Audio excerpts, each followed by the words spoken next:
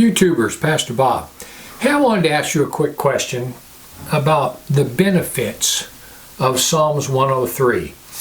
You know, whenever you're feeling down and you just think that God doesn't care, things are just, and a lot of people this week, man, I mean, a lot of people, especially Christians right now, are down because the news is telling us that Donald Trump has lost, and I don't particularly think that's true. I think that Donald Trump is the winner, and I think that the voter fraud, the ballots that are still pouring in, is so blatantly obvious that it's fraud that it's going to be exposed. Let's hope. But anyway, I want to talk to you about the benefits of Psalms 103. This is what it says. Psalms 103, 1-5. Bless the Lord, O my soul, and all that is within me. Bless his holy name. Bless the Lord, O my soul, and forget not all his benefits, who forgives all thy iniquities, who heals all thy diseases, who redeems thy life from destruction, who crowns thee with loving kindness and tender mercies, who satisfies thy mouth with good things, so that thy youth is renewed like the eagles. Sometimes we get so busy that we literally forget how much God does for us. Verse 3 says he forgives us all our iniquities. If you ever need a reminder of the high price that God paid for your forgiveness, what God did to allow him to forgive you, if you ever forget that or need a reminder, just turn on the Passion of the Christ and watch that scourging scene. I can't even watch it. That's the price God paid to forgive you. Verse 3 says he heals all thy diseases. All healing comes from God. All healing comes from God. But I personally believe that God works through doctors, he works through hospitals, he works through medicines to heal. Now, he doesn't need any help healing. God can heal you instantly if he wants to. But I'll tell you what, I also believe in doctors and hospitals and medicine. Verse 4 says he redeems your life from destruction. I have learned in my life, I've learned this, and I'm sure that most of you have also, that my two greatest enemies in life are Satan and myself. I have been in self-destruction mode my entire life. Always I'm in self-destruct mode, constantly. And God has saved me from me many times. I don't know if any of you have that problem, but trust me, in my spiritual life since the day I was saved, I've been fighting God tooth and nail the whole way. So verse 4 tells us, who crowns thee with loving kindness and tender mercies. When I look within my own heart, all I see is darkness. I see hate, I see filth, and my actions sometimes I make God think, how in the world, God, can you ever love me? I think that, how can you ever love me? It's beyond my comprehension that God loves me in spite of who I am. That is an awesome benefit of God. We deserve death, and instead God lavishes us with kindness and mercy. And this is something I'll never understand. I'll never understand why God does that. Because if I was God, I would have killed me a long time ago. Verse 5 said, he satisfies my mouth with good things.